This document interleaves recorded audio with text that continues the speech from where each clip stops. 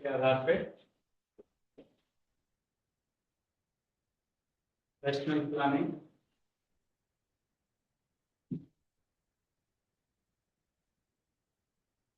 राष्ट्रीय नियोजन हिंदी में।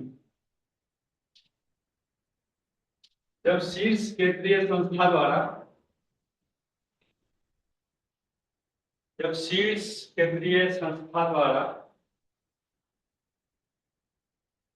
राष्ट्रीय स्तर पर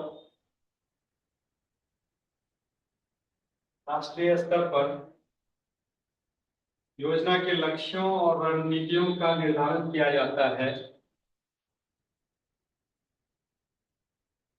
योजना के लक्ष्यों और रणनीतियों का निर्धारण किया जाता है जब शीर्ष केंद्रीय संस्था द्वारा राष्ट्रीय स्तर पर योजना के लक्ष्यों और रणनीतियों का निर्धारण किया जाता है, तो उसे राष्ट्रीय नियोजन कहते हैं।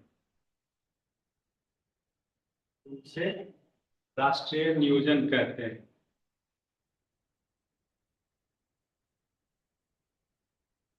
जब आप लोग देखते होंगे, जब 11वीं, खैर आप लोग छोटे होंगे उसमें, जब 11वीं प्लान है, 11th प्लान या 12th प्लान जब नीति आयोग बीच में आ गया 2015 में, और 12th प्लान का पीरियड था 2012 से 2017, तो उसमें ग्रोथ रेट जो है, समृद्धि का दर निर्धारित किया गया था 2012 में।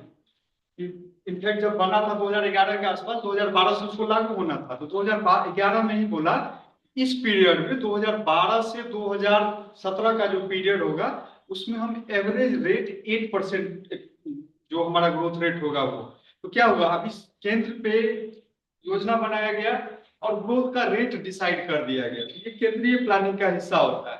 क्षेत्रीय प्लानिंग में अगला लिखिए रीजनल प्लानिंग।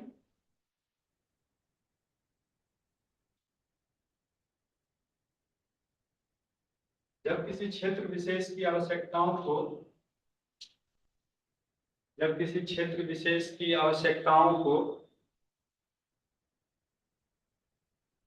ध्यान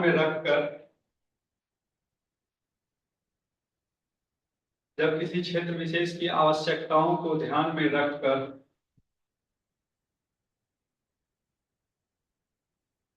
योजना के लक्ष्यों और रणनीतियों का निर्धारण किया जाता है।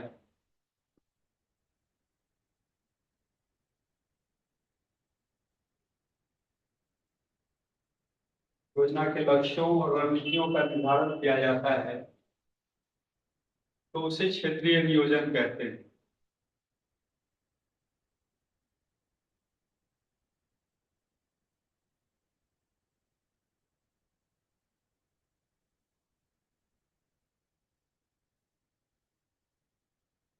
उसे क्षेत्रीय नियोजन कहते हैं। ठीक है, कोई एग्जाम्पल आपके दिमाग में आ रहा हो क्षेत्रीय नियोजन का भारत में?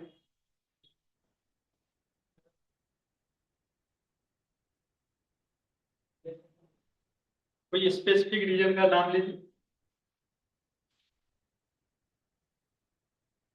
उत्तर पूर्व, नॉर्थ ईस्ट। जब डेवलपमेंट के लिए क्या किया गया कि जब प्लानिंग कमीशन था तभी सर ये हुआ कि डिपार्टमेंट ऑफ डोनार एजेंसी का नाम सुने हैं, department of north east region.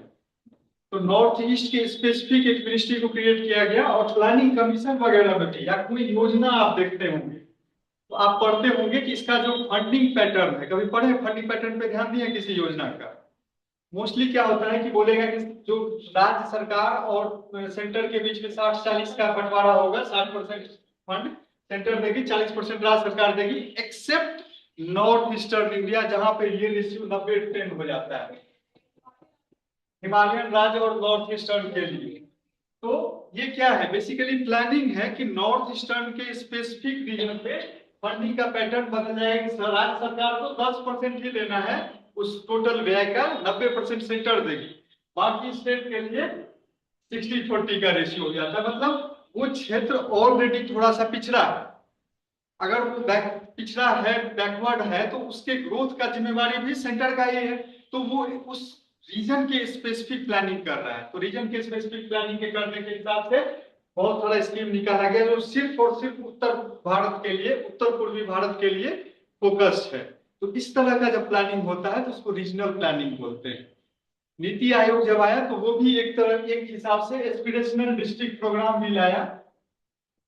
वो भी एक हिसाब से क्षेत्रीय विकास के लिए ही फोकस किया गया कि इस क्षेत्र के लिए स्पेसिफिक योजनाओं को हम उसी में कन्वर्ज कराएंगे और उसके समेकित विकास के लिए, इंटीग्रेटेड डेवलपमेंट के लिए स्टेप लिया जाएगा, एस्पिरेशनल डिस्ट्रिक्ट प्रोग्राम। तो इस तरह का जो जब भी आप प्लानिंग देखेंगे जो रीजन स्पेसिफिक होता है उसको हम लोग ये बोलते हैं क्षेत्रीय प्लानिंग का हिस्सा। कोई भी इसके अंदर कोई भी एग्जांपल आ सकता है। बॉर्डर एरिया में बहुत सारा वाइब्रेंट विलेज प्रोग्राम का नाम सुनते होंगे। तो ये सब चीज जो है वो स्पेसिफिकली आपके उस पर्टिकुलर रीजन के लिए है, वो प्रोग्राम बाकी जगह नहीं आएगा, सिर्फ उसी रीजन के लिए है। तो इस तरह का प्लानिंग जो है वो रीजनल प्लानिंग का हिस्सा हो जाएगा। आगे लीजिए, भारत में आर्थिक नियोजन।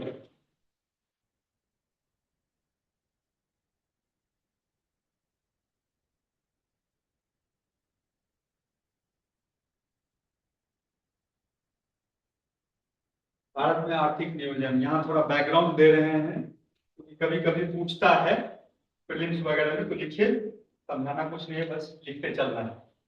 भारतीय नियोजन की पहली रूपरेखा को प्रस्तुत करने का श्रेय, भारतीय नियोजन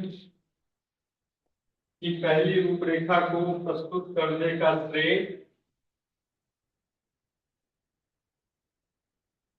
एम विश्वेश्वरैया को जाता है।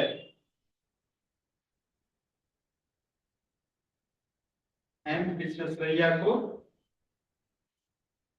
जाता है।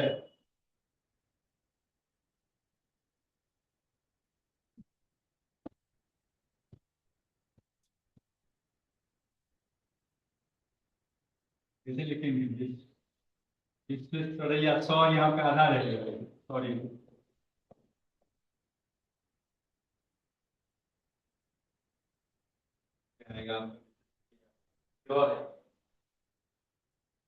विश्वेश्वरैया, विशेश्वर जो अपने गांव में, तो अपने सब तरफ विशेश्वर होता है ना, साउथ इंडिया में जाके विश्वेश्वरैया हो जाता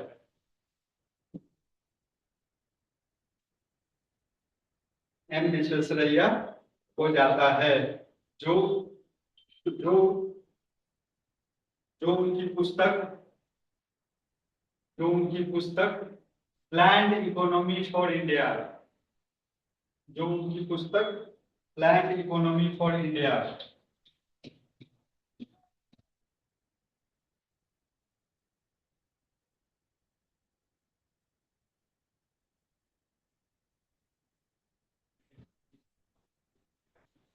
पब्लिश हुआ था, लैंड इकोनॉमी फॉर इंडिया में उल्लिखित है।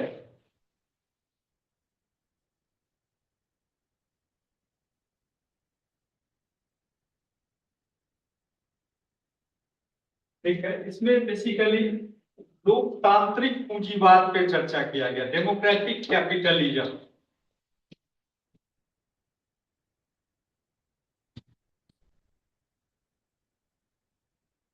लोकतांत्रिक कैपिटलिज्म नाम से कंफ्यूज नहीं होना है। लोकतंत्र का जो भी गुण होगा और कैपिटलिज्म का गुण होगा, दोनों को मिला दिए लोकतांत्रिक कैपिटलिज्म हुआ।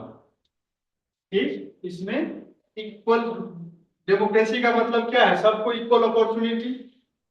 जबकि कैपिटलिज्म का अगर हम बात करें तो इक्वल अपॉर्चुनिटी का बात नहीं करता, वो मार्केट फोर्स के हिसाब से बढ़ेगा। तो इस दोनों के मिश्रण को वो जोड़ दिए अपने बुक में, बोले कि डेमोक्रेटिक कैपिटलिज्म जहां पे अवसर का समानता हो, हर आदमी के हाथ में रिसोर्स पहुंचे और अपनी क्षमता के हिसाब से मार्केट फोर्स भी रोल प्ले करे, इस तरह का चीज उसमें ये किए। तो जाहिर सी बात है, देखिए बहुत चीज ज्यादा डिटेल में जाएंगे तो आप उतना इंफॉर्मेशन ले भी नहीं पाएंगे। तो चीजों से निकालना सीखिए। पहला चीज सीखे कि इकोनॉमिक्स या किसी भी चीज में अगर पहला कोई अननोन वर्ड आपके पास आ जाए तो उससे कंफ्यूज नहीं होना है, हमेशा उसका वही मीनिंग होगा जो आप जान रहे होंगे।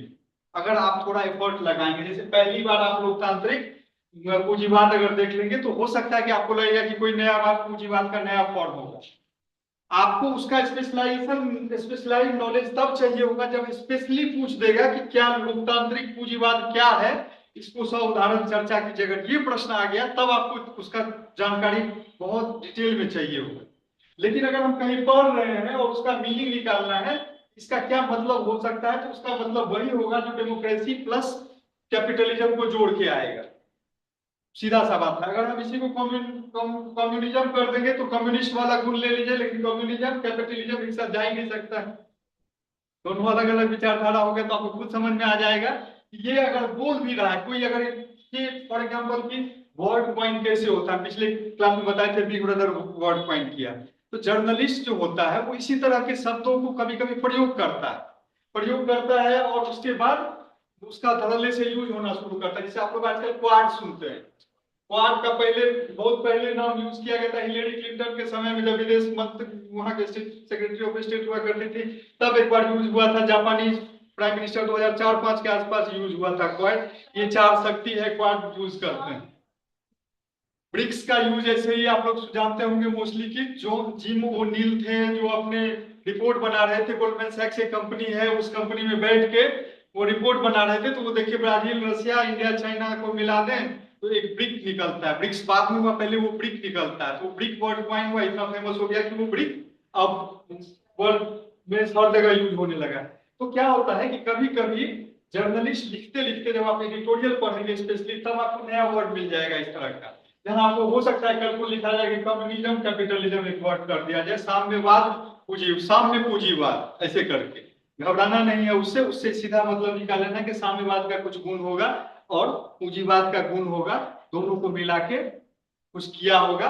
अगर हम थोड़ा सा देखेंगे तो चाइना आजकल उसी मॉडल पे चल रहा है, कम्युनिस्ट का भी उसमें कुछ ट्रेट है और बाजारी शक्तियां भी रोल प्ले कर रही है। तो हो सकता है कि उसी के बारे में बात कर रहा होगा, फिर दो चार लाइन आगे पीछे पढ़ेंगे तो आपको पूरा मतलब समझ में आ जाएगा। ये इसलिए भी जरूरी है कि इसको हम थोड़ा लंबा इसलिए भी क्लास में किए कि अभी आप गए थे मीनिंग फॉर्म में डिक्शनरी के इसमें। देखिए, अगर हम ज्यादा एफर्ट इन सब चीजों में देंगे, वो अच्छा रास्ता है वही, लेकिन हमारे पास समय भी कम है। तो समय कम है, तो जब आपको कॉम्प्रिहेंशन में कोई वर्ड फंसता है तो आप क्या करते हैं कि उस वर्ड के आगे पीछे पढ़ते हैं। नहीं समझ में आया आगे पीछे पढ़ने से तो आप इंग्लिश सेक्शन में मूव करते हैं, फिर आगे पीछे दो लाइन पढ़ने की कोशिश करते हैं, फिर भी अगर नहीं आए तो उसके कोरस्पॉन्डिंग क्वेश्चन फॉर्म में जाते हैं, क्या पूछा है क्वेश्चन। अगर नहीं क्वेश्चन पूछा है तो छोड़ देंगे, नहीं समझ में आया कोई बात नहीं, उस पर क्वेश्चन, उस कॉम्प्रिहेंशन पे 4 क्वेश्चन तो नीचे दिया होगा ना। अगर उस वर्ड के रिलेटेड हमको क्वेश्चन में नहीं कहीं कुछ पूछा, हो सकता है एक बार ऐसा भी प्रोबेबिलिटी हो कि जान के भारी शब्द का प्रयोग किया कि लड़का इसी में उलझा रहे और नीचे क्वेश्चन देखे ही नहीं और इसका टाइम किल हो जाए, तो आप तो एक वहां समय आपका बर्बाद हो गया, इसका मीनिंग निकालने में चले गए और आपको पता भी नहीं चला कि क्वेश्चन 4 में से कोई एक क्वेश्चन नहीं पूछा है। तो हम पहला जो काम करेंगे उसको तोड़ेंगे, वहीं पे मीनिंग निकालने का कोशिश करेंगे। अगर फिर भी नहीं निकलता है तो हम पहले ऊपर से एक लाइन पढ़ते हुए एक लाइन नीचे तक जाएंगे, इसका क्या अर्थ निकल सकता है, और उस समय अपने हंच पर ईमानदारी पूर्वक विश्वास कीजिए कि जो आपको समझ में आ रहा है वो सही आ रहा है, समय नहीं बर्बाद करना है। अगर फिर भी नहीं समझ में आए तो बोले हम इंग्लिश पे स्विच कीजिए, 2 लाइन पढ़ के देखिए उस वर्ड के ऊपर और 2 लाइन उसके नीचे, आपको समझ में आ जाएगा मोटा मोटी। फिर भी नहीं आए तो फिर लास्ट ऑप्शन है कि सीधा क्वेश्चन पे स्विच कर जाए, बिना पैराग्राफ खत्म किए क्वेश्चन पढ़ लीजिए। अगर चारों पांचों क्वेश्चन में से कोई एक भी क्वेश्चन इस सेक्शन के अराउंड आपको नहीं दिखता है, स्किप कर जाइए ना, क्वेश्चन पे फोकस करिए। बल्कि कई कई बार कॉम्प्रिहेंशन का बेस्ट तरीका यही होता है, कॉम्प्रिहेंशन पढ़ने से पहले क्वेश्चन पढ़ लीजिए चारों, क्या पूछा है, तो आपको सेक्शन दिख जाएगा कि अच्छा यहाँ पे इस क्वेश्चन का आंसर मिल सकता है, यहाँ से इस क्वेश्चन का आंसर मिल सकता है, और आप अननेसेसरी फैक्ट्स को छोड़ देंगे और सिर्फ वहां पे फोकस रखेंगे। कहीं कहीं टफ पैराग्राफ में ये मेथड फेल भी करता है, हम क्वेश्चन लगा दिए, आप समझ गए। ये सब प्रैक्टिस का चीज है, तो इसीलिए हम यहाँ पे थोड़ा सा टाइम लिए लोकतंत्र पूंजीवाद का। इसका मतलब सिर्फ वही है, लोकतंत्र का गुण और पूंजीवाद का गुण को मिला के आगे बढ़ेंगे।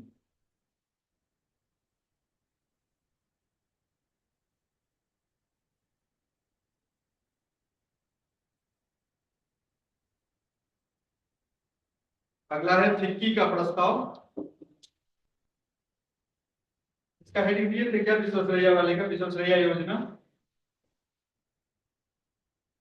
विश्वेश्वरैया वाला लिखे थे, उसका हेडिंग दे दीजिएगा पहला, या छोड़िए दूसरा ही से शुरू कीजिए। पहला जो हम अभी लिखवाए थे विश्वेश्वरैया वाला, उसका वो था विश्वेश्वरैया योजना, विश्वेश्वरैया प्लान, जो सबसे पहला प्लानिंग के बारे में बात किया गया, और उसमें डेमोक्रेटिक कैपिटलिज्म का बात हुआ।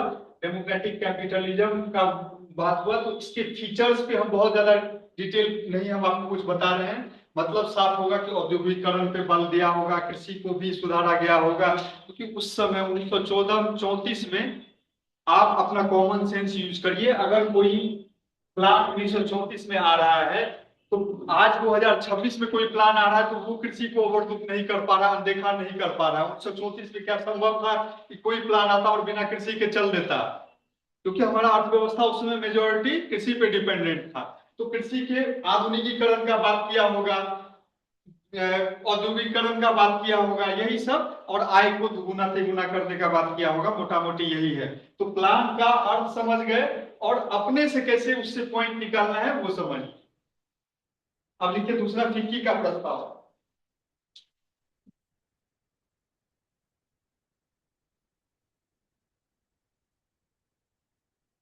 फिक्की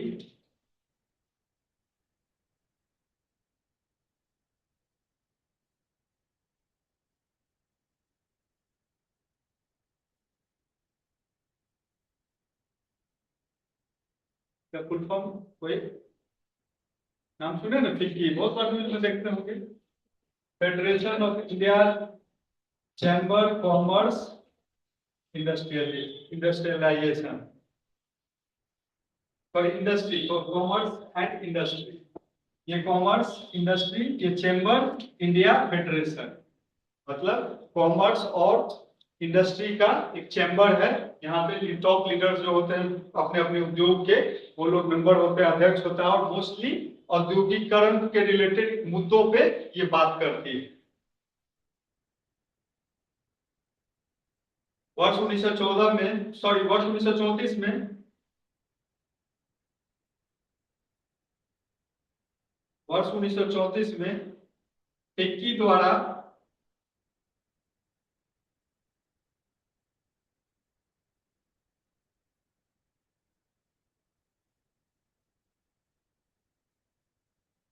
फिक्की द्वारा भारत में राष्ट्रीय नियोजन की आवश्यकता बताई गई।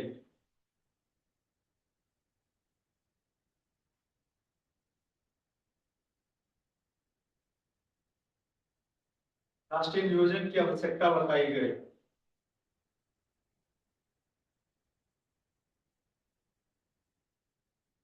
इसके अध्यक्ष, इसके अध्यक्ष एन आर सरकार ने, के अध्यक्ष एन आर सरकार ने, के अध्यक्ष एन आर सरकार ने हस्तक्षेप को, हस्तक्षेप को बीते युग का सिद्धांत बताया।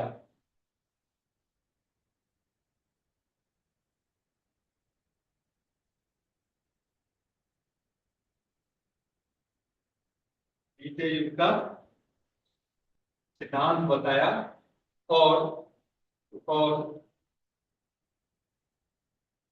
भारत जैसे, और भारत जैसे पिछड़े देश में, और भारत जैसे पिछड़े देश में, भारत जैसे पिछड़े देश में आर्थिक विकास के लिए, आर्थिक विकास के लिए एक व्यापक योजना बनाए जाने पर बल दिया। एक व्यापक योजना बनाए जाने पर बल दिया।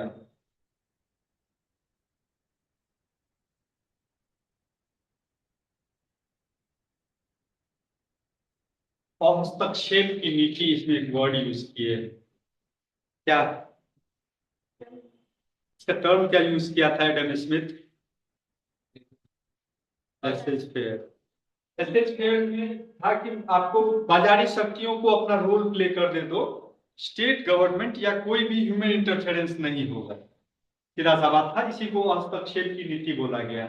अब है क्या कि जो पिछड़ा वर्ग है, सॉरी जो पिछड़ा देश है, उसका आर्थिक समृद्धि को अगर ध्यान में दिया जाए तो धीरे धीरे ये मॉडल पे ध्यान में आने लगा कि नहीं, अगर जो देश पिछड़ा है वो देश पिछड़ा का पिछड़ा ही रह जाएगा अगर कुछ हस्तक्षेप, बाह्य हस्तक्षेप नहीं हो। अगर सपोज कीजिए कि अभी क्या है, सिलेंडर का दाम कम हुआ, सॉरी सिलेंडर का क्राइसिस होना शुरू हुआ, एलपीजी का स्ट्रेट ऑफ हॉर्मुज बंद हो गया, आपका गैस टैंकर आना बंद हो गया और आपका एलपीजी का दाम भागना शुरू हो गया। अब अगर सरकार मार्केट रेट पे छोड़ देगी, आप देखे होंगे कि इतने क्राइसिस के बावजूद सिलेंडर का रेट नहीं बढ़ा। मानते हैं इस चीज को? बहुत लोग बोल सकते हैं कि हाँ इलेक्शन था बंगाल में, असम में 5 इलेक्शन जगह, केरल में, पुडुचेरी में, तो इसलिए भी सरकार नहीं बढ़ने दी। ठीक है, जो भी है, बट अल्टीमेटली एक दूसरा पर्सपेक्टिव भी है कि अगर बढ़ेगा एक सर्टेन रेट से ज्यादा तो बहुत लोग बाहर हो जाएंगे। बहुत लोग बाहर हो जाएंगे तो सिर्फ आर्थिक ही, इकोनॉमिक डायमेंशन ही नहीं सोचना है कि लोगों को खाना नहीं मिलेगा या बहुत लोगों के घर में चूल्हा नहीं जल पाएगा, बहुत सारे होटल बंद हो जाएंगे, बहुत सारा गिग वर्कर जो है, जो आपका जोमेटो का खाना आपके घर तक पहुंचाता है, वो लोग बेरोजगार हो जाएगा। सिर्फ यही डायमेंशन नहीं है, एक और डायमेंशन है। जब लोगों के घर में चूल्हा बंद होगा, गैस चूल्हा बंद होगा, तो वो पुराने मेथड पे स्विच करेंगे, लकड़ी जलाने पे। अब लकड़ी जलेगा तो उनका कार्बन डाइऑक्साइड निकलेगा, यानी इन्वायरमेंटल इश्यू आया। पेड़ कटेगा, फिर इन्वायरमेंटल इश्यू आया। साथ साथ महिलाओं, मोस्टली खाना महिलाएं बनाएंगी तो उनके स्वास्थ्य पे प्रभाव पड़ेगा क्योंकि वो उतना धुआं लेंगी, कंज्यूम करेंगी। और वुमेन एम्पावरमेंट का भी इशू आएगा कि अल्टीमेटली इसमें वुमेन ही ज्यादा सफर करेंगे। तो देखिए, एक स्ट्रेट ऑफ हॉर्मुज के क्राइसिस से हम इकोनॉमिक डायमेंशन भी सोचे, हम सोशल डायमेंशन भी लाए, वुमेन एम्पावरमेंट का भी एंगल लाए और इन्वायरमेंटल डायमेंशन भी लाए। तो जब भी कभी सोचेंगे किसी टॉपिक पे तो हम लोग ऐसे ही पॉइंट जोड़ेंगे तो ऑटोमेटिक है कि हमारे पास 5 पॉइंट, किसी भी चीज पे आप खड़ा कर दीजिए ना, किसी भी चीज पे दीजिए, हम 5 पॉइंट निकाल के देते, बहुत सारा हो सकता है। हाँ, मतलब बाकी चीज में क्या है कि आपको बहुत एक्सप्लेन करना पड़ेगा। ये सब क्या हल्का हल्का देते, पॉइंटर में भी देते चलेंगे तो निकल जाएगा कि आप इतना डायमेंशन सोच रहे हैं। तो उसमें अगर सरकार, हम जब लेसेस फेयर की बात कर रहे थे, अगर मार्केट पे छोड़ देगी तो अल्टीमेटली एज अ देश ग्रो करेगा कि पीछे जाएगा? मेजोरिटी आपका बाहर हो रहा है, तो मेजोरिटी अगर बाहर हो रहा है तो फिर आप ग्रो क्या कर रहे हैं? तो बाजारी शक्तियों पे कंप्लीटली छोड़ा नहीं जा सकता है, यही कहना था। तो इनके सर जो अध्यक्ष थे फिक्की के चेयरमैन, उनका यही बोलना था कि कंप्लीट हस्तक्षेप की नीति को हम लोग नहीं अपना सकते हैं। इंडिया जैसे पिछड़ा देश जब तक कुछ चीजों को कंट्रोल नहीं करेगा, प्लानिंग को इम्प्लीमेंट नहीं करेगा, तब तक आगे नहीं बढ़ सकता है। अब लिखिए कांग्रेस योजना।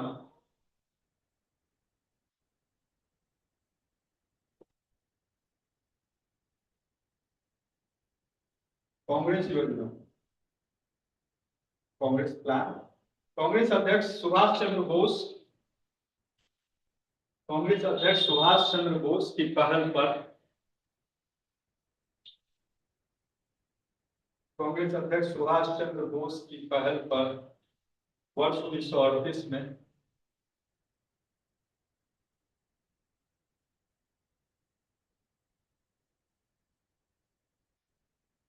वर्ष 1938 में राष्ट्रीय योजना समिति का गठन किया गया।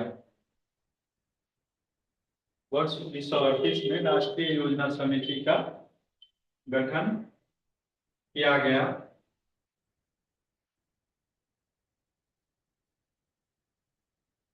और और जवाहरलाल नेहरू इस समिति के अध्यक्ष बनाए गए। और जवाहरलाल नेहरू समिति के अध्यक्ष बनाए गए।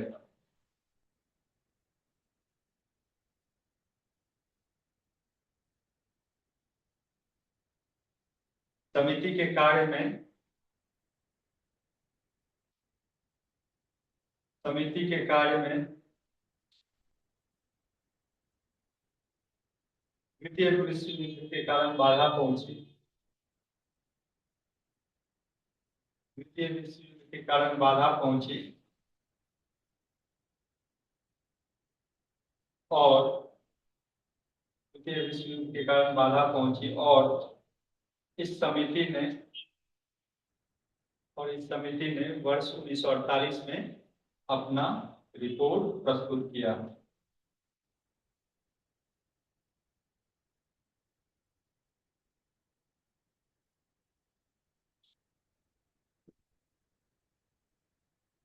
वर्ष 1948 में अपना रिपोर्ट प्रस्तुत किया। ठीक है, इसके डिटेल में एस्पेक्ट से ये सब इंपॉर्टेंट नहीं है, सिर्फ प्रीलिम्स में पूछता है कांग्रेस प्लान क्या था, इसके चेयरमैन कौन थे, वर्ष कौन सा था। सब अगला लिखिए, बॉम्बे प्लान, बॉम्बे योजना।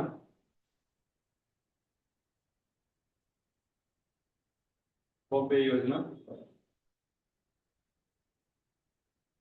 इस योजना का प्रतिपादन, इस योजना का निर्माण जनवरी 1944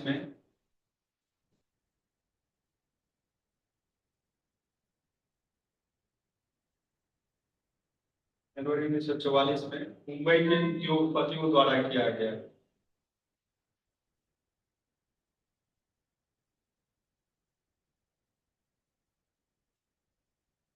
मुंबई के उद्योगपतियों द्वारा किया गया।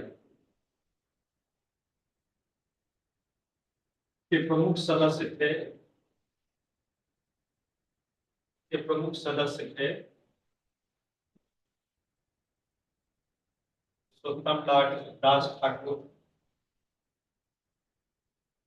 पुरुषोत्तम दास ठाकुर,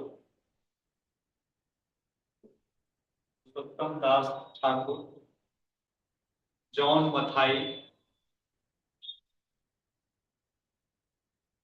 मथाई, JRD टाटा,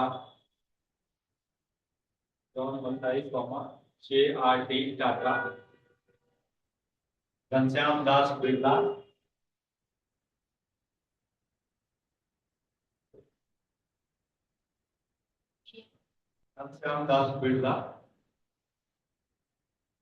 श्रीराम सेठ।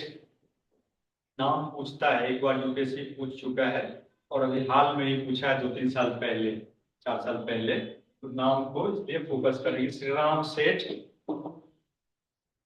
श्री कस्तूरी लाल भाई,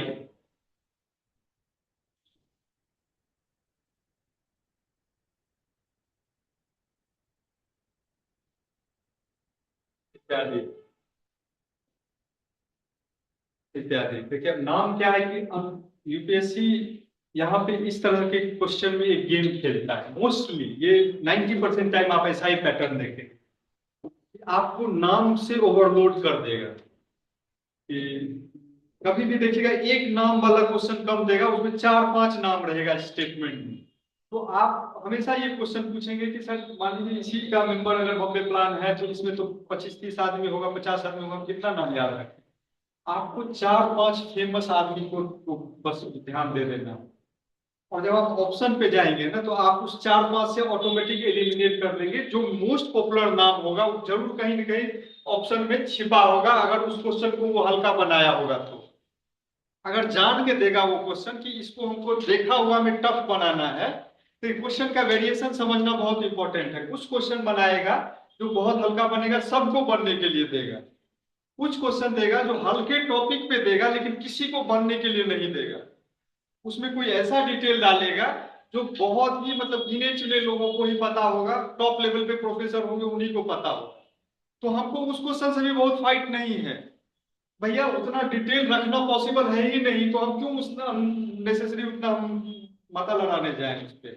तो अगर ये क्वेश्चन बॉम्बे प्लान, मान लीजिए हर कोई बॉम्बे प्लान जानेगा, लेकिन कोई 2 नाम ऐसा दे देगा जो 25 नाम आप देखेंगे, उसके बाद 3 नाम और होगा उस नाम में से दे दिया, तो आप क्यों उतना रखने जाएंगे, छोड़ देंगे उस क्वेश्चन को या गेस मारेंगे, सीधा सा बात है। लेकिन अगर वो हल्के क्वेश्चन को मॉडरेटली टफ बनाएगा। मॉडरेट का मतलब है कि कुछ क्लू उसमें ऐसा देगा जो आपको पता होगा, आप बस डर के भाग रहे हैं तो इस क्वेश्चन को आपको नहीं छोड़ना चाहिए।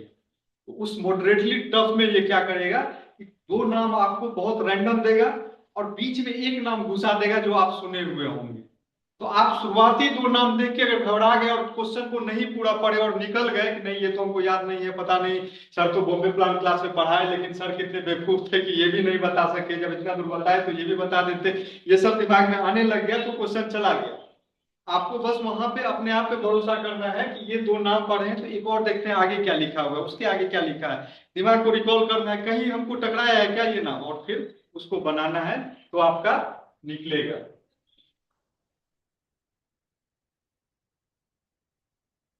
हाँ वो सब मुझे पता भी नहीं, क्योंकि मतलब ऐसा ऐसा नाम ही दिया था ना, 32 गो मेंबर है उसमें से। अब उसमें क्या था कि पिछले साल नाटो का मेंबर नया, मतलब उसके पहले एक नाटो का नया मेंबर बना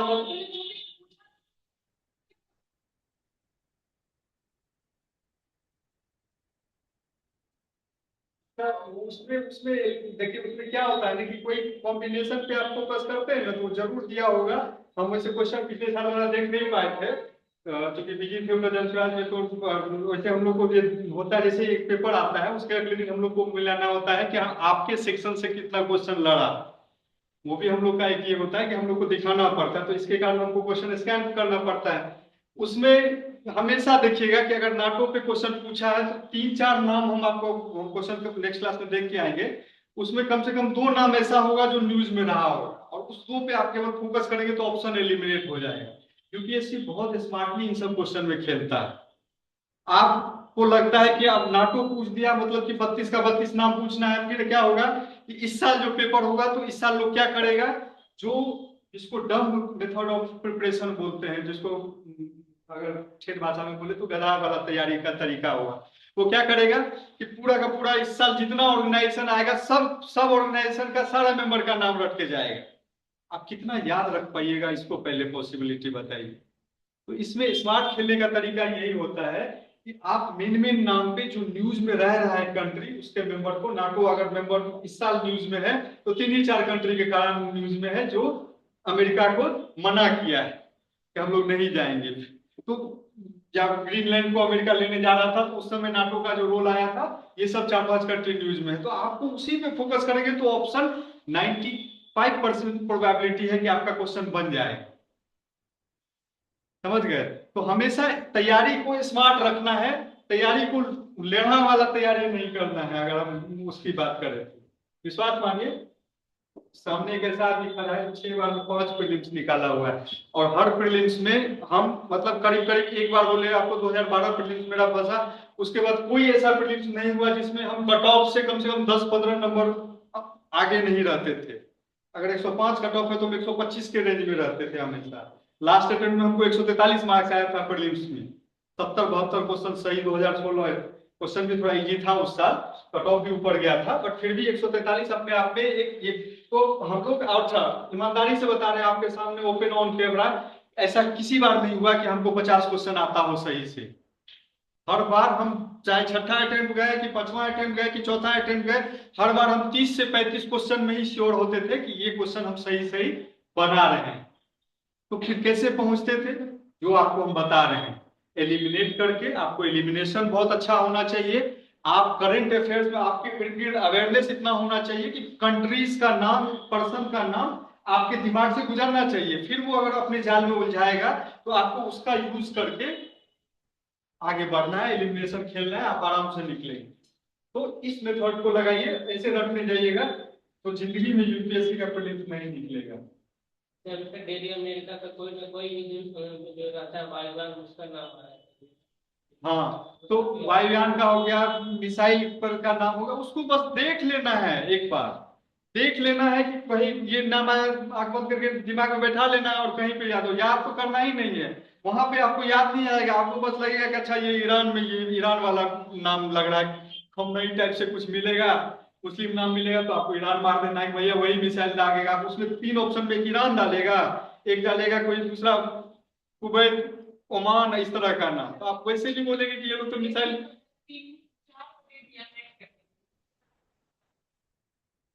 एक का ही मुझे पता नहीं।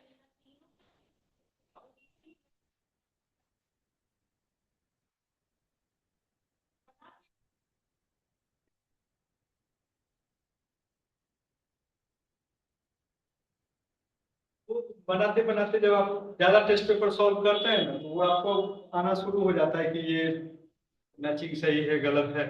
डिफिकल्ट कब किया था? जब ओनली वन ओनली टू, हाँ वही वही ये जो one more than one statement is true, वो डिफिकल्ट पार्ट था। वो वाला डिफिकल्ट, उसका कट ऑफ भी देखे होंगे कि बहुत गिरा था।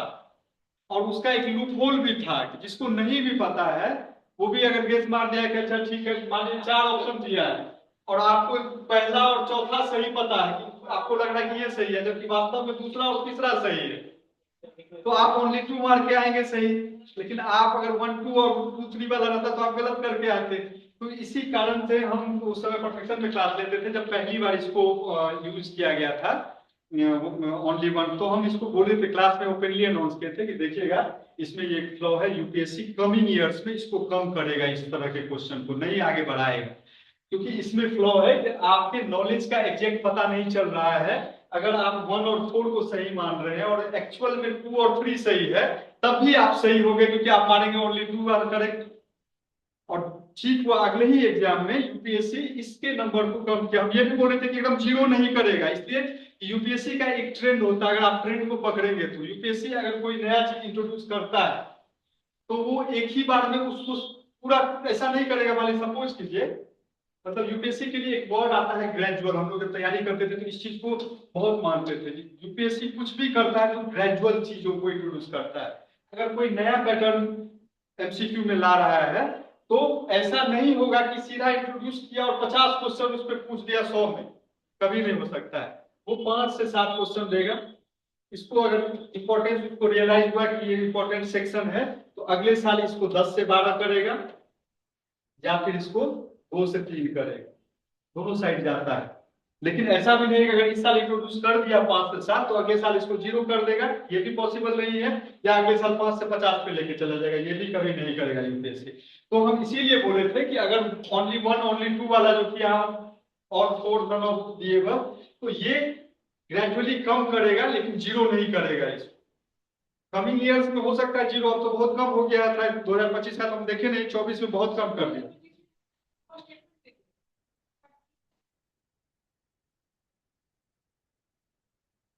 हाँ, तो ये 25 में इंट्रोड्यूस किया। तो ये क्वेश्चन आप देखिएगा 26 में, मतलब इस साल वाले में इसका प्रोपोर्शन थोड़ा बढ़ेगा। ये स्मार्ट मूव है, क्योंकि इस तरह में आपके एनालिटिकल पावर का पता चलता है। और जितना नंबर ऑफ क्वेश्चन पिछले बार पूछा था इस क्वेश्चन का, उससे कम से कम 4-5 क्वेश्चन ज्यादा पूछेगा इस पैटर्न पे। चलिए तो इसको लिखिए। बॉम्बे योजना का उद्देश्य, बॉम्बे योजना का उद्देश्य राष्ट्रीय आय में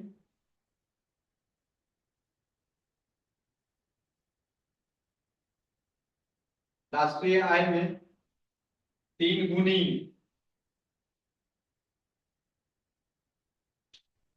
तथा प्रति व्यक्ति आय में 2 गुनी वृद्धि करना।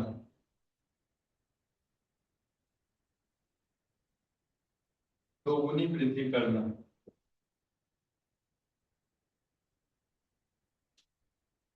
नेक्स्ट है गांधीयन प्लान, गांधीवादी योजना।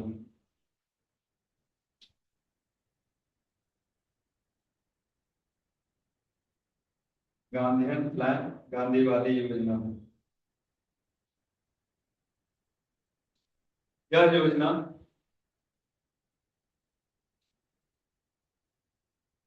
यह योजना गांधीवादी विचारक,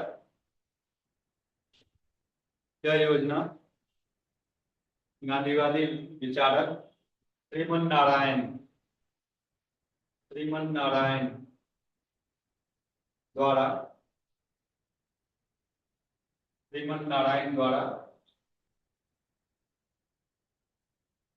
वर्ष 1944 में दिया गया।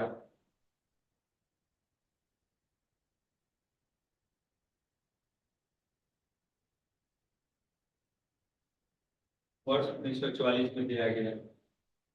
ठीक है, अब अगर हम यहाँ पे भी छोड़ के सीधा आगे बढ़ेंगे और आपको अगर ये गांधीवादी योजना पे कुछ स्टेटमेंट दे देगा तो ये कुछ नहीं करना है। गांधीवादी योजना बोला, श्रीमन नारायण में लिखवा भी देखिए गांधीवादी विचारक। तो गांधी का जो फिलॉसफी है डेवलपमेंट का, इकोनॉमिक डेवलपमेंट का, प्राय सब लोग जानते होंगे। लघु कुटीर उद्योग का बढ़ावा देना, जो भी उनका ये था, दिमाग में बस बैठा के उससे ऑप्शन एलिमिनेट कर लेंगे। तो क्यों हम रखने जाएंगे गांधीवादी योजना का क्या क्या स्पेसिफिक था, अनटिल अनलेस की कुछ स्पेसिफिक वो अलग बताया हो। हम इतना टाइम वेस्ट नहीं करेंगे, हम निकल जाएंगे फिर इसके बाद कि भैया अगर ये गांधीवादी पे पूछेगा तो जाहिर सी बात है कि अगर वो उसको हमको टेस्ट करना होगा तो क्या करेगा, बोलेगा ये उद्योगों के औद्योगिकरण पे बहुत ज्यादा जोर दिया, काट देंगे उसको कि नहीं भैया औद्योगिकरण पे गांधी जी का तो विचार ही नहीं था और गांधीवादी प्लान है, कैसे होगा। लेकिन यही बॉम्बे प्लान आएगा, हम पहले लिखा है उद्योगपतियों द्वारा है, उद्योगपति है तो भाई वो बात करेगा औद्योगिकरण का। तो इन सब पे भी खेलना है, सारा कुछ आपको पता ही होगा नहीं जरूरी है, लेकिन ये सब भी सेंस अपने आप रखेंगे, अवेयरनेस में रखेंगे, तैयारी कर रहे हैं इसलिए। इसका उद्देश्य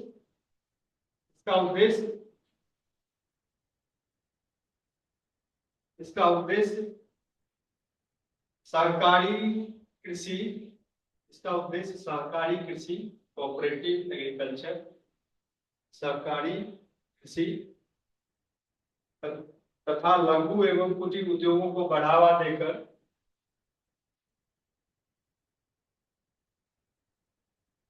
लघु एवं कुटीर उद्योगों को बढ़ावा देकर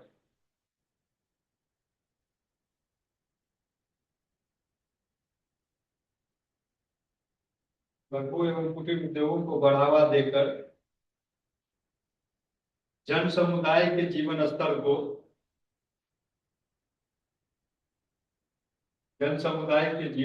को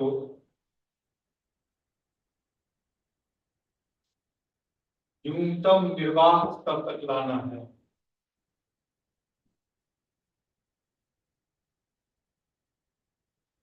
न्यूनतम निर्वाह स्तर तक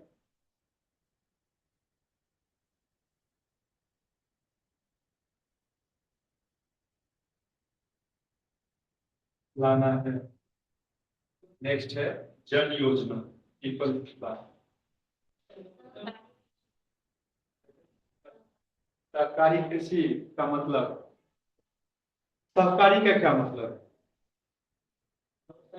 जैसे अभी आपस में मिलकर कॉपरेशन से कोऑपरेटिव निकला। मान लीजिए कॉपरेशन का मतलब क्या है कि दो लोग मिलकर कोऑपरेट कर रहे हैं।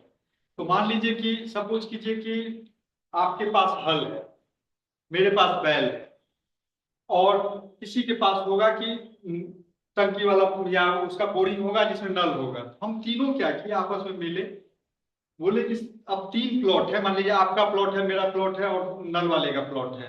तीनों इंडिपेंडेंटली खेती नहीं कर सकते हैं क्योंकि उसको खेती के लिए हल चलना है, पानी यूज होना है। अब तीनों अगर हम मिल गए, अपने अपने संसाधनों को एकत्रित किए और तीनों प्लॉट को एक ही प्लॉट मान के खेती किए और बोले कि अपना जितना प्लॉट का हिस्सा है और जो भी यूज हो रहा है उसी प्रोपोर्शन में हम प्रॉफिट जो होगा उसको बांट लेंगे, इस तरह के मॉडल को सहकारी मॉडल बोलते हैं। न्यूनतम निर्वाह की बात नहीं कर रहे हैं। न्यूनतम निर्वाह की बात इसलिए कर रहा है कि गांधीवादी विचार पे है।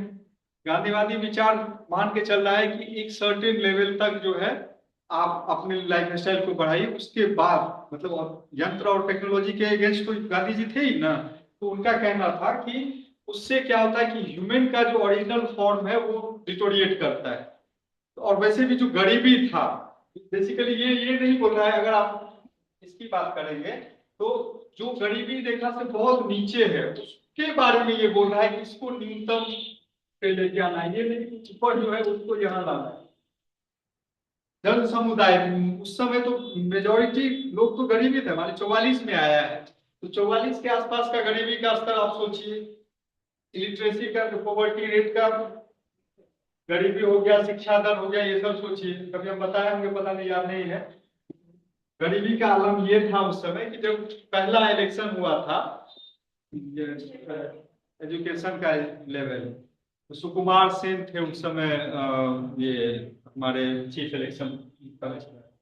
तो उसमें जो वोटर आईडी वाला कॉन्सेप्ट जो आया था, तो निर्वाचन ये बन रहा था, मतदाता सूची जो बन रहा था, मतदाता सूची में महिलाएं जब मतलब वो नाम जब स्क्रूटनाइज होने लगा, नाम का जांच होने लगा, उसमें इलेक्शन कमीशन सब सर पकड़ लिया। क्योंकि मतलब नाम जो हस्बैंड के नाम में महिलाएं लिखी हुई थी कि मुन्ना के पापा, अब 50 महिलाएं, तो क्या ये एक ट्रेडिशन था हमारे समाज में कि हस्बैंड का नाम नहीं लेते हैं। अब उससे गया मतदाता पे पूछने कि भैया पति का नाम क्या है, तो मुन्ना के पापा। अब मुन्ना के पापा करके 50 आदमी का नाम, 50 महिला के इसमें लिखा हुआ है पति का नाम मुन्ना के पापा। तो सब किया इलेक्शन कमीशन कि भैया ये क्या हो गया। तो धीरे धीरे उस, देखिए कितना स्मार्ट मूव है, हर किसी के कंट्रीब्यूशन का को उतना ज्यादा लाइमलाइट नहीं मिल पाता है। लेकिन ये मानिए कि आज आप जहां खड़े हैं, भारतीय एज ए लोकतंत्र की बात करें, डेमोक्रेसी की बात करें, या आर्थिक रूप से बात करें, हर बड़े व्यक्ति का, हर छोटे व्यक्ति का बहुत इंपॉर्टेंट रोल है। अभी देखिए इतना इलिटरेसी होने के बावजूद, साक्षरता दर इतना कम होने के बावजूद, भारत इकलौता ऐसा देश है जो जब से आजाद हुआ है तब से लोकतंत्र का प्रक्रिया कंटिन्यूअस चलता आया है। कुछ ब्रीफ पीरियड, अगर हम इमरजेंसी के पीरियड को, 2 साल के पीरियड को हम साइड कर दें, 75 से 77 के पीरियड को, तो जहां की आपके राइट्स का हनन हुआ, अदरवाइज ये इकलौता ऐसा कंट्री है जिसका कंटिन्यूटी में चला आया है कि जब से लोकतंत्र आया तब से कंटिन्यू चल रहा है। अब बताइए कि एक इलिटरेट कंट्री जिसमें मेजॉरिटी लोग पढ़े लिखे नहीं हैं, वो लोकतंत्र के इस वैल्यू को कैसे समझ पाया, और समझने के बावजूद कैसे इंप्लीमेंट हो पाया। आप कभी देखे हैं कि चुनाव चिन्ह क्यों आया? चुनाव चिन्ह देखते हैं ना कि चुनाव चिन्ह हुआ, भाई इलेक्शन लड़ेगा, चुनाव चिन्ह मिला कि नहीं आया। इवन मुखिया भी लड़ता है तो उसको भी चुनाव चिन्ह मिलता है। चुनाव चिन्ह का कॉन्सेप्ट इसलिए आया, जो लोग नाम नहीं पढ़ सकेंगे, जो लोग नहीं पढ़े लिखे हैं, वो तो चिन्ह समझेंगे ना, चिन्ह समझेंगे तो उस हिसाब से फिर वोटिंग करेंगे। तो वो इलेक्शन कमीशन का, उस समय के इलेक्शन कमीशन का सोच था कि नहीं, अगर इतने लोगों को हमको पार्टिसिपेशन में लाना है, डेमोक्रेसी को सक्सेसफुल बनाना है, तो सिर्फ चुनाव चिन्ह दे के ही हो सकता है। और चुनाव चिन्ह इसीलिए आप देखेंगे कि कभी भी पॉलिटिकल पार्टी जो है वो हाई फाई चुनाव चिन्ह नहीं रखता है। ऐसा रखेगा कि आपको क्या सोच के झाड़ू ले लिया, क्या सोच के लालटेन लिए, क्या सोच के कमल लिए। अभी वहां पे तमिलनाडु में जो एक्टर विजय का नाम सुने, विजय थेलापति जो है, तो सिनेमा में बहुत फेमस एक्टर हैं। उनका जो पार्टी टीवी के है उसको मिला है विसिल, ये सिटी। अब चेन्नई में सिटी का बहुत कल्चर है। तो अब क्या हो रहा है, उसके जो ये है मेंबर है या सपोर्टर है, वो क्या कर रहे हैं, हर जगह सिटी लेके बस चले जा रहे हैं कि भैया हम टीवी का टी शर्ट पहने सिटी बजा रहे हैं। उससे अवेयरनेस फैलता है कि भैया ये चुनाव चिन्ह है, ये देखो और बटन दबा दो। अब अगर हम नाम बोलने जाएंगे तो क्या नाम समझेगा नीचे। और हम लोग इस चीज को फेस किए, जब हम लोग ग्राउंड पे जाते थे तो लोगों को कन्वे करने में, नाम बताने में, प्रशांत किशोर ये है, पहचान रहे हो क्या? तो नहीं, कौन है भैया प्रशांत किशोर? उसको हम लोग को जाके बस्ता चुनाव चिन्ह को पहुंचाना था। तो सोचिए चैलेंज है। अभी भी आपको लगता है, यहाँ बैठ के जब हम लोग उतरते थे फील्ड में, तब हमको रियलाइज हुआ जो बात बोला जाता है कि बिहार आंकड़ों से ज्यादा गरीब दिखते हैं, प्रशांत किशोर कई बार अपने इंटरव्यू में बोले, ये बात सही बोलते हैं। जब आप ग्राउंड पे उतरते हैं और देखते हैं गांव का स्थिति, या कभी बांध पे हम लोग गुजरते थे और बांध के किनारे जो घर बसा होता था, लिटरली वहां पे मतलब समझिए कि अलग ही दुनिया होता था। वहां तक बैलेट बॉक्स पहुंच रहा है, वहां तक इलेक्शन हो रहा है, ये क्रेडिट जाता है सबको कि हम सबको पार्टिसिपेट करवा के एक सक्सेसफुल इलेक्शन करवा पा रहे हैं। साथ ही इतना ही नहीं, अगर कोई हारा भी तो आप कभी देखेंगे कि उसके बाद रिवोल्ट नहीं होता है। अमेरिका में एक बार ट्रम्प हारा था तो याद है ना, कैपिटल में क्या क्या हुआ था, वहां पे गोली चला, मरा 4-5 लोग। जबकि बोला जाता है लोकतंत्र का प्राइम एग्जाम्पल में अपने आप को बड़ा सीना ठोकता है कि हम अमेरिका में है, ये है वो। इंडिया में आज तक कभी आप ऐसा सुने हैं? जो भी हारा वो बहुत ग्रेसफुली एक्सेप्ट करता है कि हम मतदाताओं का निर्णय हमें पूरा स्वीकार है, आगे हम पूरा कोऑपरेट करके ये करेंगे। तो ये सब क्रेडिट देना सीखिए लोगों को। अपना पार्टी पर्सनल विचारधारा अलग, लेकिन लोगों के सेक्रीफाइस को ओवरलुक नहीं करना चाहिए। इससे क्या होगा कि आपको इंटरव्यू में बहुत हेल्प मिलेगा। अदरवाइज आप डाइस अभी से होने लगेगा, बोलेगा नहीं सब गलती तो नेहरू जी का ही था। जैसे अभी एक ट्रेंड चलता है कि कुछ भी हो नेहरू गलती की गलत थे और वहीं से शुरू करेंगे, ये नहीं करना है। नेहरू जी कुछ स्टेप लिए बैकवर्ड हम देखेंगे तो चीजें गलत सही विवेचना करना आसान होता है। उस समय का वो निर्णय उनके नजर में और उनके इस कॉन्टेक्स्ट में सही था, और वो नहीं निर्णय वो उस समय सही कदम लिए तो आज हम यहाँ पहुंचे कैसे। आप तो 5 साल 10 साल थे, राष्ट्र हमारा कब 45 में आजाद हुआ, उससे पहले भी था। 47 से अगर हम कंटिन्यूटी में बात करें तो मेरा कुछ ना कुछ तो जम ही रहा है ना। तो अगर हम सब गलत ही स्टेप लिए तो कभी 75 साल और पीछे रहते। तो किसी के भी कंट्रीब्यूशन को नेग्लेक्ट नहीं करना है। जन योजना लिखिए, जन योजना एम.एन. रॉय द्वारा, यह योजना एम.एन. रॉय द्वारा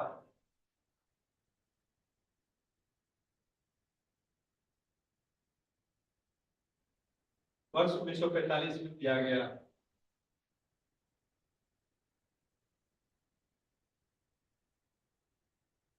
वर्ष 1945 में एम.एन. रॉय द्वारा वर्ष 1945 में दिया गया।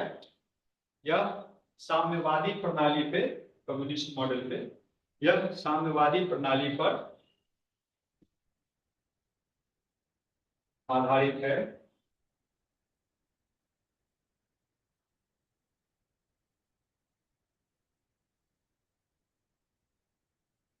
इसका उद्देश्य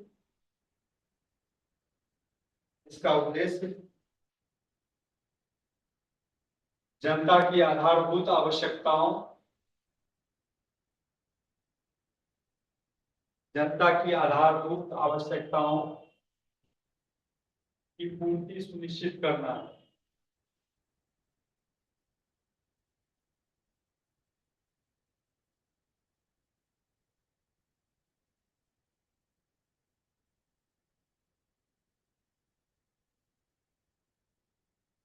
पहला है सर्वोदय प्लान।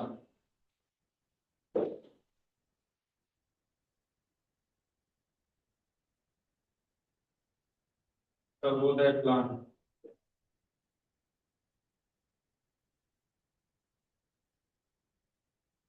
सर्वोदय योजना, यह योजना जयप्रकाश नारायण द्वारा, यह योजना जयप्रकाश नारायण द्वारा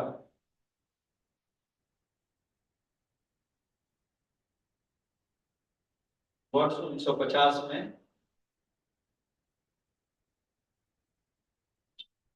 वर्ष 1950 में किया गया था।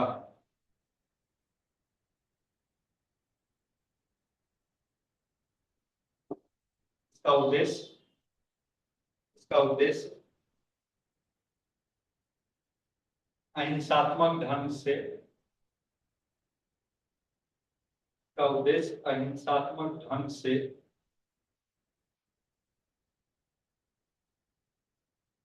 शोषण रहित समाज की स्थापना करना था।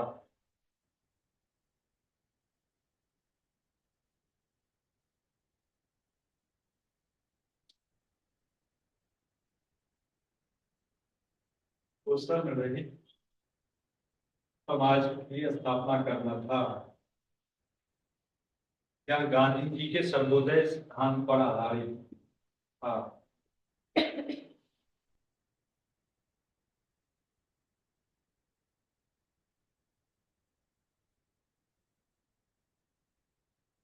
सर्वोदय नाम से क्लियर है, सर्वोदय सबका विकास, सबका उदय। इसी के बाद एक कॉन्सेप्ट आया अंत्योदय। सर्वोदय का मतलब हो गया कि जो भी सब लोग हैं सबका जो अपॉर्चुनिटी दिया जाए। फिर ध्यान दिया गया, फिर लोगों को ऐसा रियलाइज होने लगा कि जो सबसे नीचे है, जो आपके डेवलपमेंट पैरामीटर पे एकदम लास्ट में है, वहां उसको भी अगर सेम अपॉर्चुनिटी देंगे तो वो ग्रो नहीं कर पाएगा। उसके लिए एक डिफरेंट अपॉर्चुनिटी क्रिएट करना होगा, और जो अपॉर्चुनिटी जो ऊपर बैठा है उससे डिफरेंट हो। इसीलिए अंत्योदय का कॉन्सेप्ट आया, एक फिलॉसफी आया कि अंत्योदय के उत्थान के लिए, सर्वोदय तभी हो पाएगा जब अंत्योदय होगा, और अंत्योदय के उत्थान के लिए क्राइटेरिया दूसरा होगा जो बाकी लोगों का क्राइटेरिया होगा।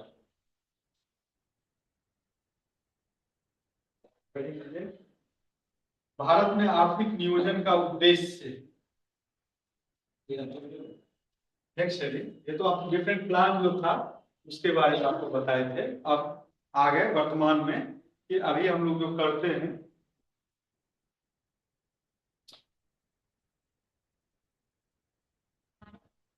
भारत में आर्थिक नियोजन का उद्देश्य। भारत एक मिश्रित अर्थव्यवस्था है। भारत एक मिश्रित अर्थव्यवस्था है और और यहाँ नियोजन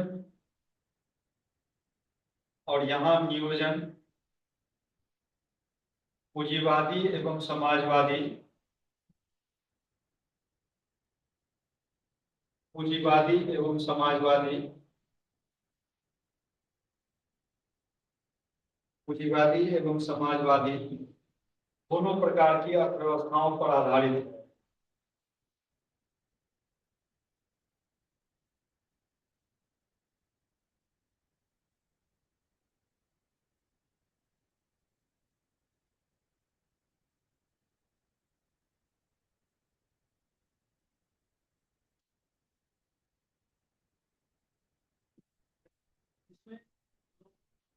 मेन फीचर जो है आपका, भारतीय अर्थव्यवस्था, मिश्रित अर्थव्यवस्था, ये सब जानते हैं क्या? मिश्रित अर्थव्यवस्था का मतलब हुआ कि इसमें हम कैपिटलिस्ट इकोनॉमी का भी गुण रखे हुए, पूंजीवाद समाज जो होता है उसका भी गुण है। आप देखते हैं बहुत सारे चीजों में सरकार का कोई इंटरफेरेंस नहीं है, मार्केट डिरेगुलेटेड है, मार्केट फोर्स रोल प्ले करता है, प्राइस डिसाइड करता है। ऐसा नहीं है कि सरकार प्राइस को फिक्स की हुई। अगर उत्पादन ज्यादा हो रहा है टमाटर का तो टमाटर 2 रुपए किलो भी मिलेगा।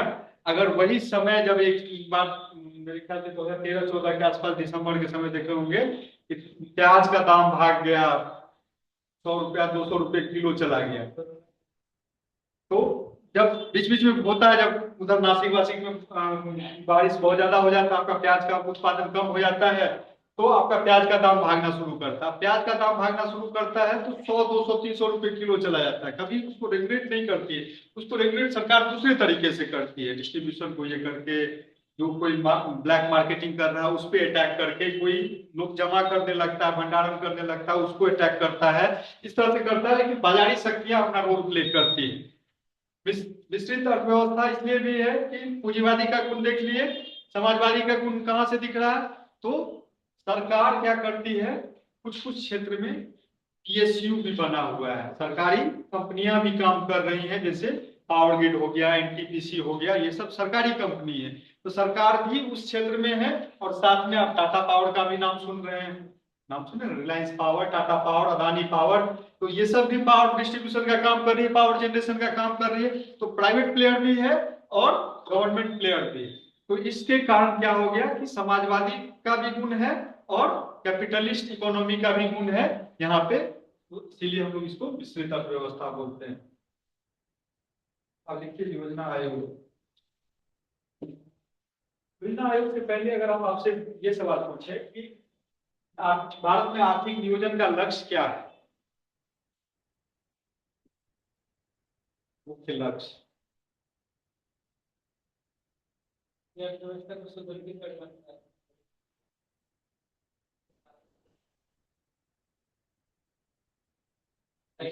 प्रयोग करने के जो शुरू में नियोजन का लक्ष्य लिखाए थे, याद है ना, पहला क्लास में हम लोग नियोजन का लक्ष्य जितना इकोनॉमिक सोशल एस्पेक्ट आपको जोड़ना है, कृषि जोड़ना है, उद्योग जोड़ना है, सब उसका पॉइंट हो जाएगा।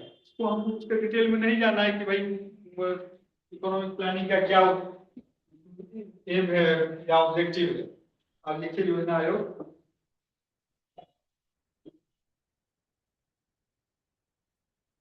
1950 में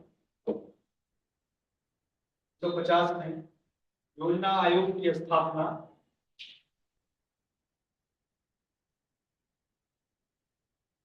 1950 में योजना आयोग की स्थापना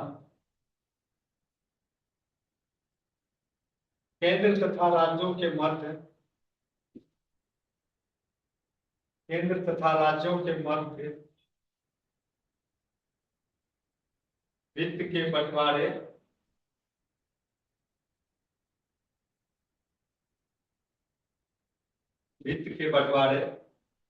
तथा इसकी योजना बनाने हेतु की गई थी। बंटवारे तथा इसकी योजना बनाने हेतु की गई।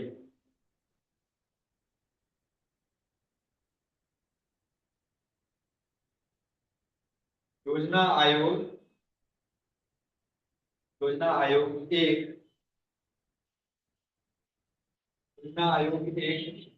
संविधानेतर नॉन कॉन्स्टिट्यूशनल संविधानेतर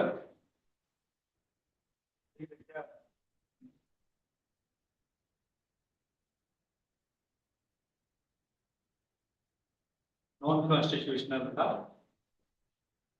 गैर संवैधानिक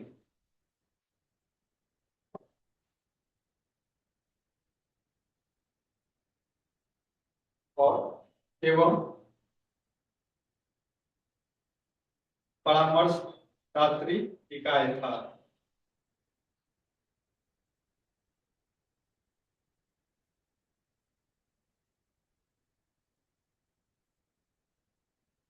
परामर्शदात्री इकाई था। संविधानेतर या गैर गैर संवैधानिक का मतलब क्या हुआ?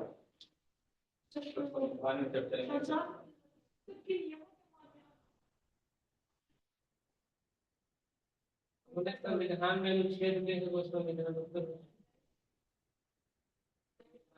चर्चा नहीं करी, लेकिन कानून बना के बिल पास करके निकाय बनाया गया था। कैसे पहचानते हैं कि संवैधानिक निकाय है कि नहीं? उसका वर्णन संविधान के अनुच्छेद में रहता है कि हाँ किसी योजना आयोग का है या पिछड़ा वर्ग आयोग का गठन करा 340 योजना आयोग का है। पिछड़ा वर्ग आयोग का 340 बताता है। हाँ। पता चलता है कि संवैधानिक बॉडी ना, ये तो शायद ये वैधानिक ही नहीं है, ये तो प्लानिंग कमीशन तो कानूनी तौर पे नहीं। कैसे, मतलब हम बस उत्तर जानना चाह रहे हैं कि कैसे बोलते हैं कि ये वैधानिक नहीं है और ये संवैधानिक नहीं है? संवैधानिक निकाय नहीं है और वैधानिक निकाय नहीं है। विघटन से संशोधन करने की आवश्यकता न हो, ऐसा मतलब इसका जो बैठेगा रिपोर्ट को सरकार की बाध्यकारी भी नहीं देगा, कानूनी विघटन किया जाए। जैसे ये परामर्शदात्री है सर, परामर्शदात्री तो नीति आयोग भी है। तो वो भी तो समझता है। यही है सर योजना है। संविधान संशोधन के माध्यम से जो ऐड किया जाता है वो संविधान संशोधन के माध्यम से जो ऐड किया जाता है वो क्या होता है? संवैधानिक निकाय मानते थे। इलेक्शन कमीशन को कौन सा संविधान में संशोधन से बनाया गया? तो आप तो संविधान संशोधन बोल रहे हैं ना।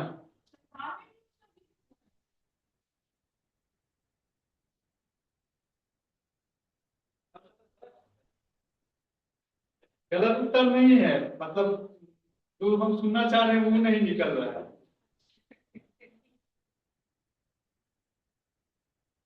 संविधान बना था तो टाइम से चर्चा नहीं किया था। ये बताइए कि राष्ट्रीय मानव आयोग, ह्यूमन राइट का चर्चा तो किया है संविधान आयोग, मानव आयोग का भी चर्चा किया है, तो ये है कि नहीं है संवैधानिक इकाई? ये तो अब रटे हुए, इसलिए हम कॉन्सेप्ट जानना चाहते हैं। आप ये बताइए ना कि संविधान में चर्चा, आप अगर बोल रहे थे ना संविधान में चर्चा किया हुआ है, चर्चा तो अगर संविधान में चर्चा किया हुआ है तो आप उसी के बेसिस पे बोले कि संविधान में चर्चा किया है मतलब ये संवैधानिक हो गया। अगर संशोधन से भी ले आए तो संवैधानिक हो गया, अगर नहीं किया हुआ है तो वैधानिक। यही आप अभी डेफिनेशन बोले, तो इस आधार पे बोले कि अगर ये डेफिनेशन सही है तो फिर एनएचआरसी संवैधानिक है या नहीं है?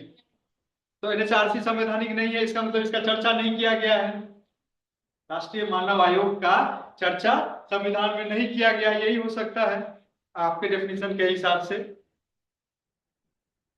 देखिए अंतर क्या हो रहा है कॉन्सेप्ट में। जब आप पॉलिटी पढ़ेंगे तो आपको ये दिखेगा कि एक वैसा कॉन्स्टिट्यूशन निकाय इंस्टीट्यूशन जिसका निर्माण संविधान खुद कर दिया। चर्चा का बात हम नहीं कर रहे हैं, उस संविधान उस बोला कि जैसे सब ये बोला संविधान बोला कि एक चुनाव आयोग होगा जो ये काम करेगा, उसका एक ये होगा और उसका टर्म्स कंडीशन पार्लियामेंट डिसाइड करेगी। यानी कि वो बना दिया एक आयोग। अब संविधान डायरेक्ट लिखा कि ये इंस्टीट्यूशन होगा और ऐसा करेगा। लेकिन मानव आयोग के बारे में जो है वो चर्चा किया गया है, सिर्फ उसको डायरेक्ट क्रिएट नहीं किया गया है। एक का जो है आर्टिकल 324 से ऑनवर्ड्स जो है डायरेक्ट आपको मिल जाएगा कि ये क्रिएटेड है। एक बोला कि ऐसा सरकार अपने एक्ट को लाके बना ले, लेकिन ऐसा होना चाहिए। एक में छोड़ दिया सरकार पे, सरकार कॉन्स्टिट्यूशन में प्रोविजन है, वहां से लिया, रेगुलेशन पास किया और फिर इंस्टीट्यूशन बनाया। और एक को खुद संविधान बना दिया, मतलब उसको एग्जिस्ट करने के लिए सरकार को कोई एक्ट नहीं लाना पड़ा, सर वो ऑलरेडी संविधान बना के हाथ में दे दिया। तो वो जो संविधान में जिसका प्रोविजन कर दिया है वो संवैधानिक इकाई हो गया, और जिसके बारे में चर्चा करके छोड़ दिया और उसको फर्दर एक्ट के द्वारा बनाया गया वो वैधानिक इकाई हो गया।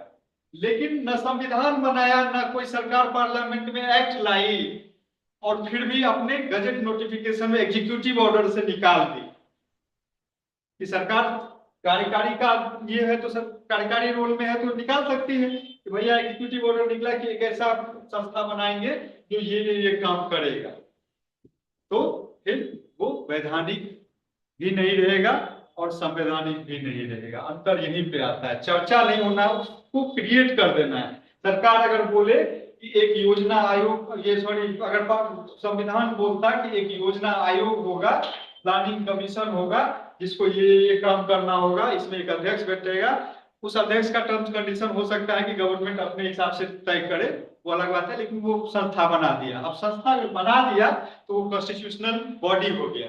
अगर संस्था नहीं बनाया, बोला कि एक ऐसा इंस्टीट्यूशन सरकार चाहे तो बना सकती है जो ये काम देखेगी, और सरकार को पूरा अधिकार है कि वो ऐसा संस्था बनाए।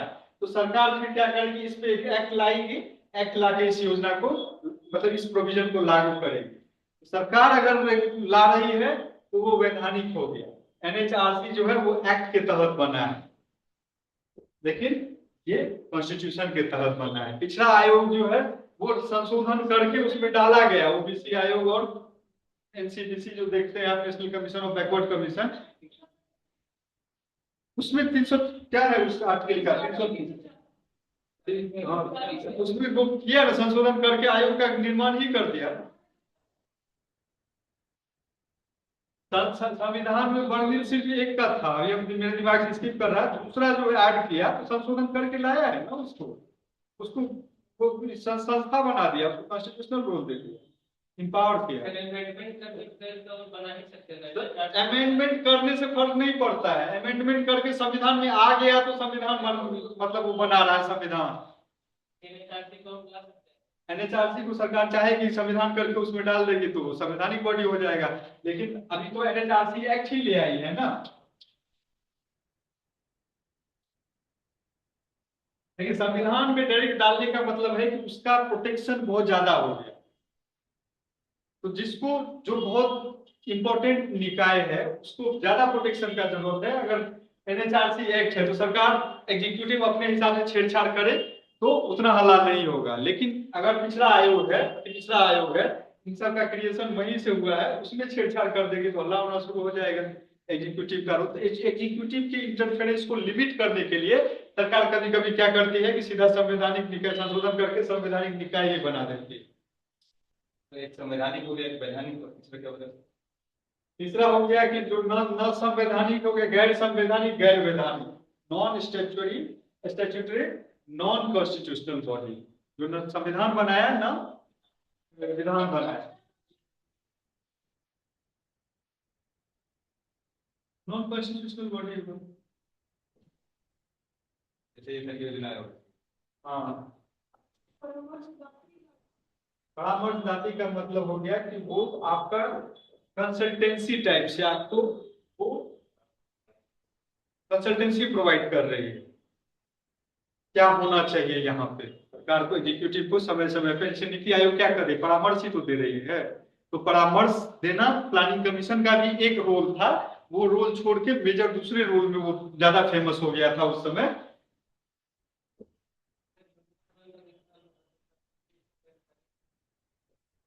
योजना आयोग को,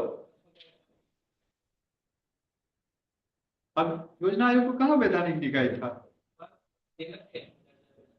वो डायरेक्ट प्रधानमंत्री उसका अध्यक्ष होता था, दे नहीं दे क्या फर्क पड़ता है। सलाह दे रहा सरकार को ही करता है।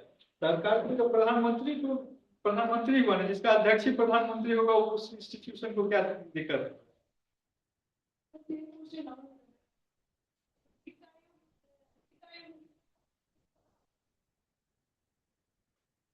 हाँ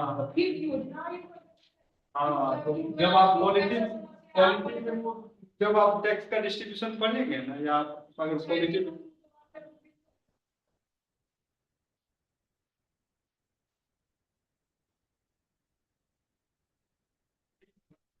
बता दें आपको, जब आप क्वेश्चन पूछे तो आंसर भी सुनिएगा ना, कि खाली क्वेश्चन पूछिएगा। आंसर ये है कि जब आप पॉलिटी में उसका टैक्स वाले पार्ट का जब संवाद पढ़ रहे होंगे, वहां जब डिवोल्यूशन पढ़े होंगे, तो वहां पे आर्टिकल 280 275 के तहत दो तरह के इसका डिस्कशन किया गया है, फाइनेंस के डिवोल्यूशन का, वित्त के वितरण का। उसमें एक दिया गया है कि फाइनेंस कमीशन कुछ कुछ पैरामीटर के आधार पे अपना बांटेगा। फाइनेंस कमीशन समय समय पे बनेगा, आर्टिकल 280 चीज जो है, और उसके तहत वो स्टेट को उस पैरामीटर के हिसाब से देना है। आर्टिकल 275 के अंदर क्या किया गया है कि डिस्क्रिशनरी ग्रांट बोला गया है सरकार, जो एग्जीक्यूटिव के डिस्क्रिशन पे आधारित है।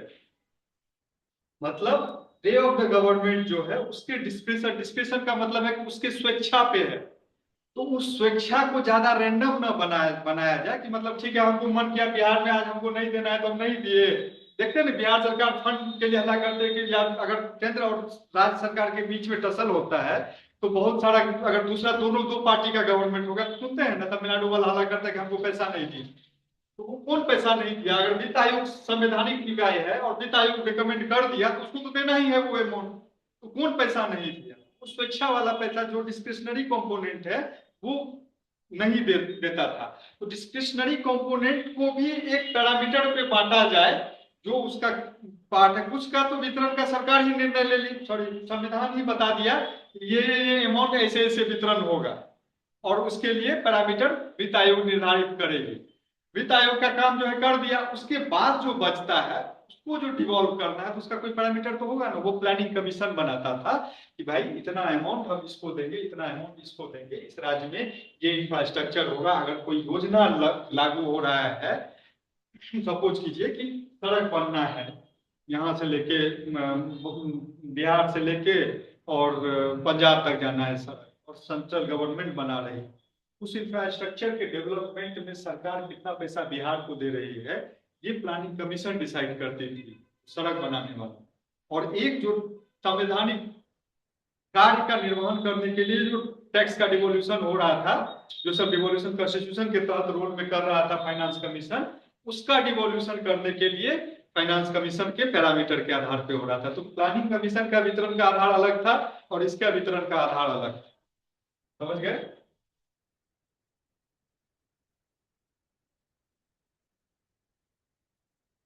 कहाँ से आप लोग?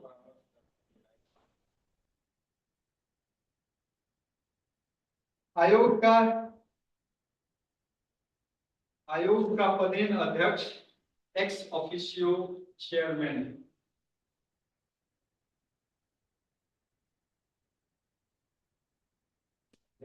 पदेन अध्यक्ष प्रधानमंत्री होता था।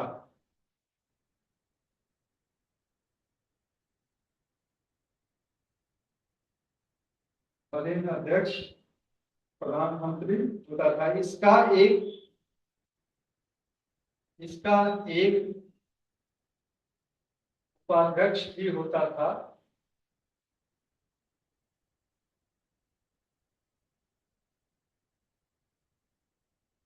जो इस संस्था में कार्य करता था।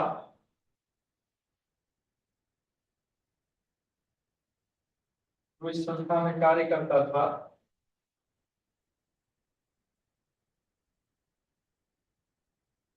और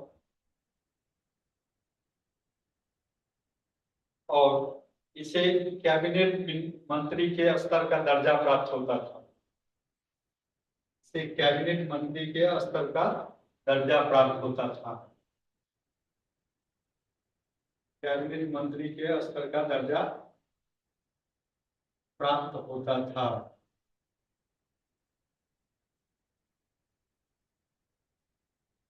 गुलजारीलाल नंदा योजना आयोग के प्रथम उपाध्यक्ष थे।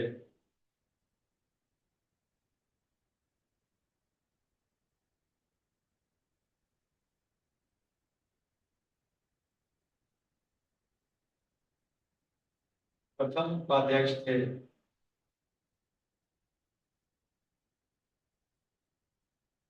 वित्त मंत्री तथा योजना मंत्री, वित्त मंत्री तथा योजना मंत्री आयोग के पदेन सदस्य होते थे।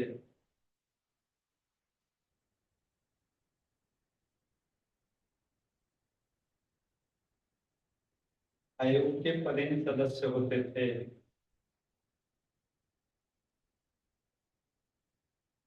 एक्स ऑफिशियो का मतलब समझ रहे हैं ना?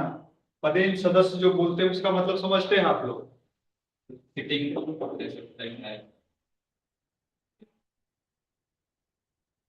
वर्तमान में तो आप लोग कुछ क्यों नहीं रहते इतना देर से? पदेन सदस्य का मतलब नहीं समझ रहे। By virtue of being seated on that seat, मतलब सपोज कीजिएगा अगर ये डॉक्यूमेंट बने इस इंस्टीट्यूट के लिए, इस कुर्सी पे जो बैठेगा वो ऑटोमेटिक इस संस्था का डायरेक्टर होगा। तो जो इस चेयर पे बैठा हुआ है वो ऑटोमेटिक संस्था का डायरेक्टर हो गया। मतलब आप संस्था के डायरेक्टर के लिए हमको अलग से अप्लाई नहीं करना पड़ेगा, हमको आगे से इस कुर्सी के लिए अप्लाई करना है। हम इस कुर्सी पे अगर बैठ गए, मेरा चेयर इस कुर्सी पे बैठने के लिए हो जाता है, तो हम ऑटोमेटिक इस संस्था के डायरेक्टर हो जाएंगे। इसको दूसरे शब्दों में ऐसे समझिए, अगर हम बोल दिए कि प्रधानमंत्री पदेन अध्यक्ष होंगे योजना आयोग के, ये शब्द अभी हम लिखवाए हुए पहला लाइन, इसका मतलब हो गया कि जो भी प्रधानमंत्री होगा बनेगा वो ऑटोमेटिक इसका चेयरमैन हो जाएगा। यानी इसका चेयरमैन के लिए हम अलग से सिलेक्शन नहीं करने जा रहे हैं, तो भैया इस साल तुम बन जाओ और अगले साल तुम बन जाओ। जो प्रधानमंत्री की कुर्सी पे बैठेगा बाय डिफॉल्ट ऑटोमेटिक वो इसका चेयरमैन होगा। तो पदेन सदस्य का मतलब या पदेन चेयरमैन अगर हम बोले, अध्यक्ष बोले, इसका मतलब ये है कि वो एक्स ऑफिशियो चेयरमैन है।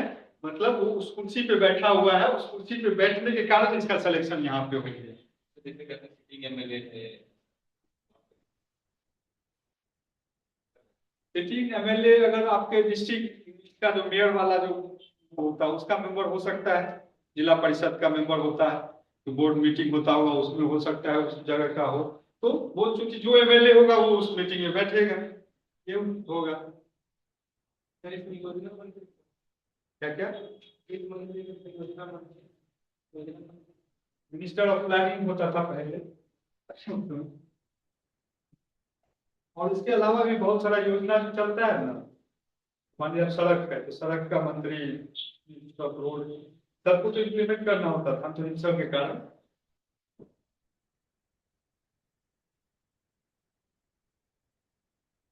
आयोग के 7 पूर्णकालिक सदस्य होते थे। आयोग के 7 पूर्णकालिक सदस्य होते थे।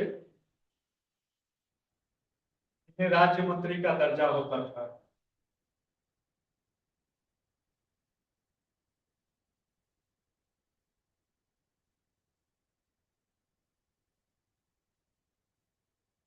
इन्हें राज्य मंत्री का दर्जा होता था।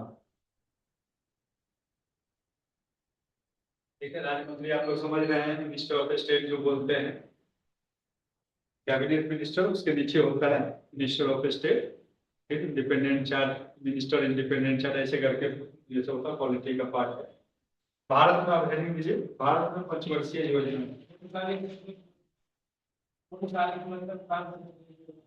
पूर्णकालिक का मतलब हो गया, जैसे दो दो तरह का मेंबर होता है। पार्ट टाइम, पार्ट टाइम का मतलब है कि वो पर्टिकुलर मीटिंग में आएगा, और पूर्णकालिक जो हो गया वो फुल टाइम उसी ऑफिस के लिए बैठा हुआ है। जैसे हम अगर बात यहाँ पे बोले इस इंस्टीट्यूट में, तो हम पार्ट टाइम फैकल्टी हुए थे, हम अपना क्लास लेने आए, लेके चले गए। अब यहाँ पे संस्था में अगर कोई सेमिनार होना है, कोई टेस्ट सीरीज होना है, उससे हमको मतलब नहीं है। सेमिनार में हम आ भी सकते हैं, नहीं भी आ सकते हैं, मेरा रोल सिर्फ क्लास लेना है, क्लास लेके चले, तो पार्ट टाइम हुए। लेकिन अगर हम फुल टाइम हो जाएंगे, जैसे कौशल सर यहाँ फुल टाइम बैठ रहे हैं, तो ये फुल टाइम मेंबर हो गए। तो बस यही पार्ट टाइम और फुल टाइम का अंतर हुआ वहां। नहीं, ये 7 लोग फुल टाइमर अलग हो रहा है।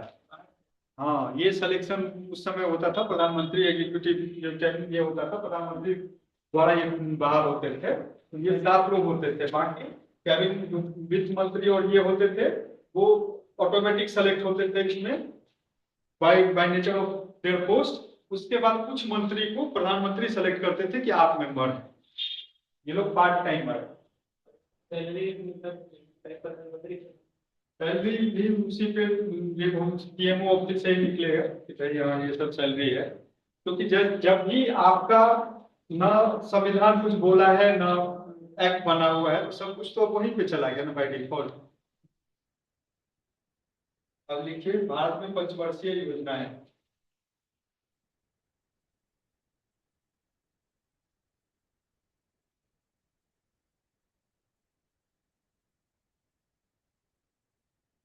भारत में पंचवर्षीय योजनाएं।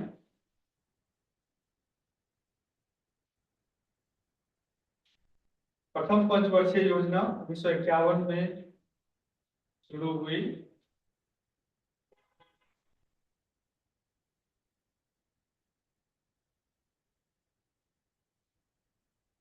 पंचवर्षीय योजना 1951 में शुरू हुई, और और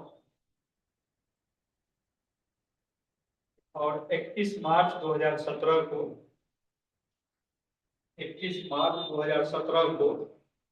12वीं पंचवर्षीय योजना समाप्त हुई।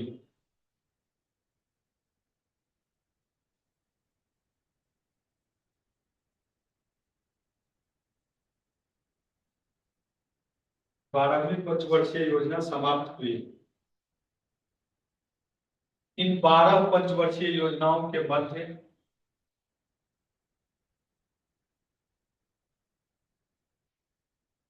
12 पंचवर्षीय योजनाओं के मध्य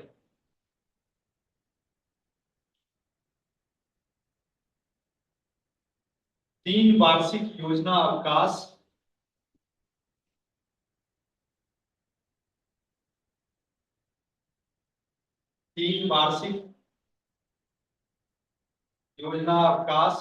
भी रहा।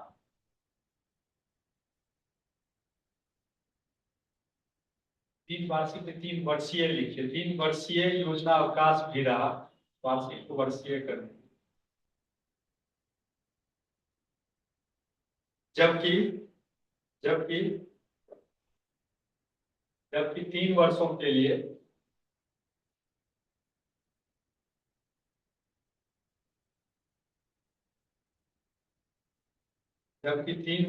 लिए वार्षिक योजनाएं भी लागू की गई। हम बताएंगे बाद में प्लान हॉलीडे क्या था और एनुअल प्लान क्या था। जबकि 3 वर्षों के लिए वार्षिक योजनाएं भी लागू की गई, एनुअल प्लान। यानी क्रक्स में हम बात करें तो 1951 में हम पहला लॉन्च किए, पंचवर्षीय योजना, और 2017 31 मार्च 2017 को 12वां पंचवर्षीय योजना मेरा समाप्त हुआ। इस 12 पंचवर्षीय योजना के बीच 3 हम प्लान हॉलीडे लिए। 3 साल जो था वो एनुअल प्लान हॉलीडे चला, वार्षिक योजना अवकाश जिसको बोल रहे हैं, और 3 एनुअल प्लान या रोलिंग प्लान हम एक बार लिखवाए थे जनता पार्टी गवर्नमेंट वाला आप लोग को नोट में, तो वो 3 रोलिंग प्लान आया। तो इसको ईयर वाइज हम देखिए, अब क्या है कि यहाँ पे हम थोड़ा सा शॉर्ट मारेंगे। शॉर्ट मारेंगे मतलब कि हम क्या करेंगे, आपको 12 प्लान के बारे में हल्का हल्का ईयर देंगे और निकलते जाएंगे। आपका काम होगा कि एक स्टैंडर्ड टेक्स्ट बुक से उस प्लान में क्या हुआ वो पढ़ लेना है कि वो प्लान किस मॉडल पे आ रहा है। जैसे पहला आप लोग पढ़ते हैं हार्डर डोबार मॉडल पे था, दूसरा महालनोबिस मॉडल पे था, जो भी, तो इस तरह से आपको वो मॉडल देख लेना है। आपके एंड से ये होगा कि मॉडल किस पे था, कुछ इंपॉर्टेंट काम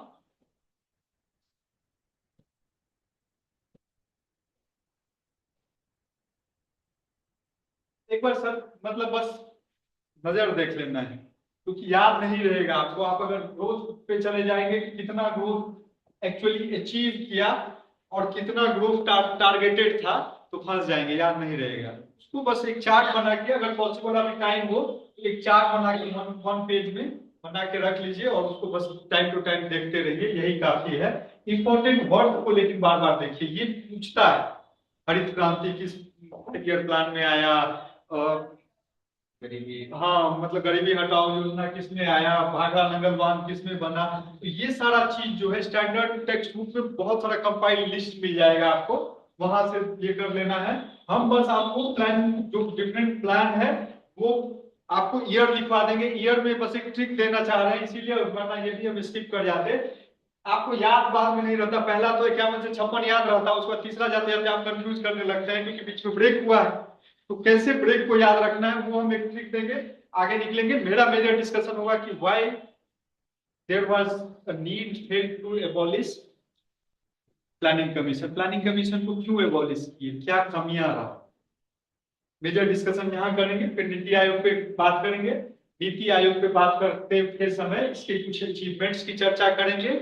और मेजर, क्योंकि अब कोई संस्था है तो 100% परफेक्ट नहीं हो सकता है, अगर कुछ अचीवमेंट है तो कुछ इसका ड्रॉबैक भी होगा, ड्रॉबैक को चर्चा करके ये चैप्टर हमारा क्लोज हो जाएगा। ठीक है, तो पहला हो गया प्रथम पंचवर्षीय योजना। देखिए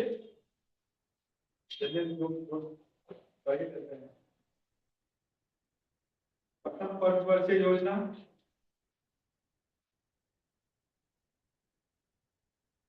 क्लियर है, 51 से 56 5 साल का है, 51 में शुरू हुआ। दूसरा द्वितीय वर्ष, द्वितीय पंचवर्षीय 56 से 61।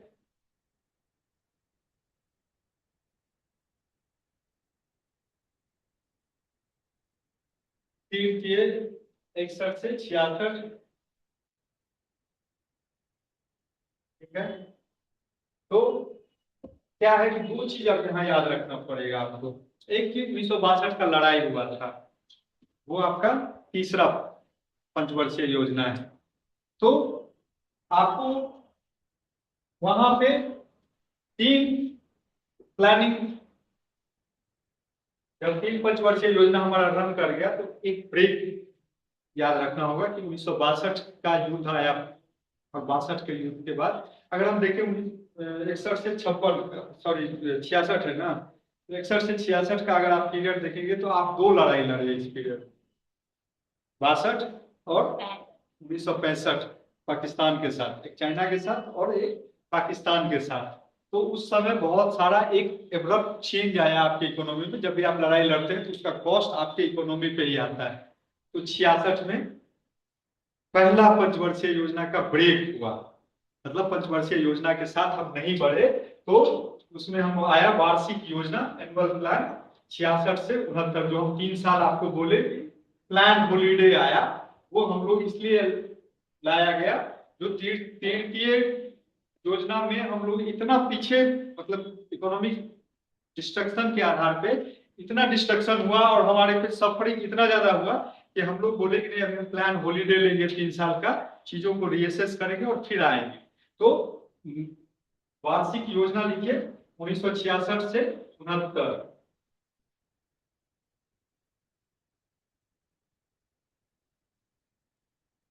वर्ष 1962 में, वर्ष 1962 इसे इसमें लिख लीजिए वार्षिक योजना के बारे में थोड़ा सा।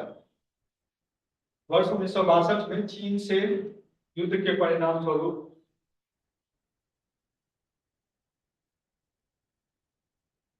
वर्ष 1962 में चीन से युद्ध के परिणाम स्वरूप देश में वित्तीय संकट उत्पन्न हुआ।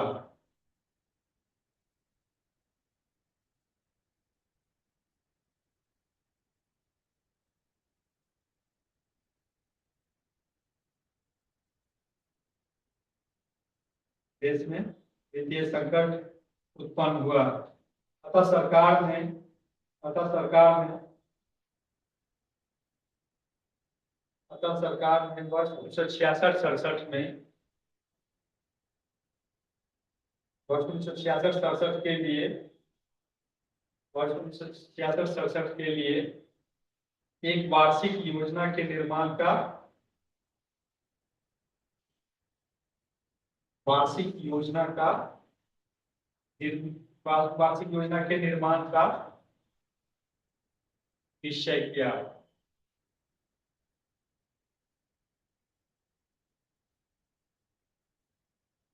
जिसे अगले 2 वर्षों तक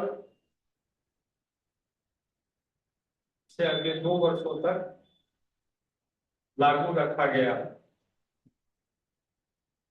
अगले 2 वर्षों तक लागू रखा गया। मतलब बोले 66-67 के लिए 1 साल का प्लान बना और उसको अगले 2 साल तक यानी 67-68 और 68-69 तक इसको लागू रखा। तो इसको क्या हुआ कि ये बेसिकली कुछ अर्थशास्त्री इसको बोला कि चूंकि हम पहली बार ब्रेक ले रहे थे, हम पहली बार कोई भी 5 पंचवर्षीय योजना नहीं लागू हो रहा था।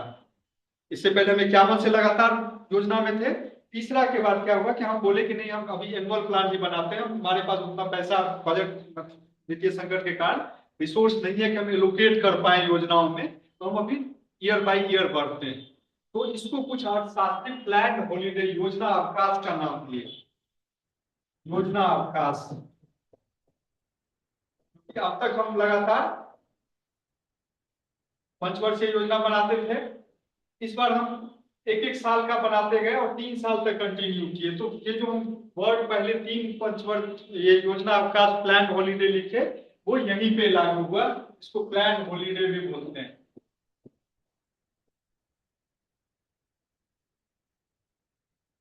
योजना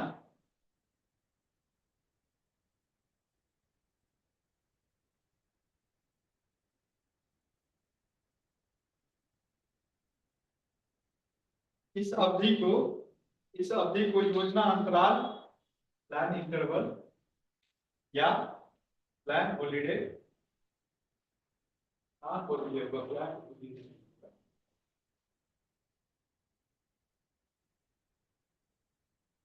प्लान हॉलीडे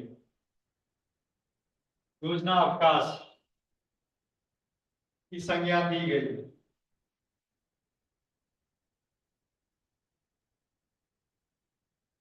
वर्ष 1966 में इसी योजना अंतराल के दौरान वर्ष 1966 में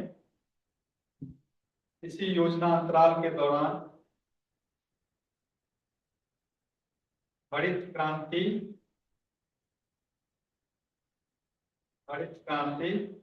का प्रारंभ हुआ था।